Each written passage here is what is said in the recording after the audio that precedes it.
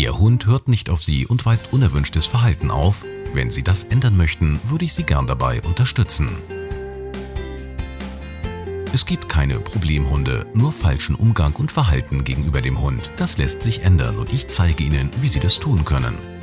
Dabei betrachte ich bei meiner Arbeit Mensch und Hund als eine Einheit und nutze ohne Anwendung von Gewalt das mir von Natur gegebene Talent.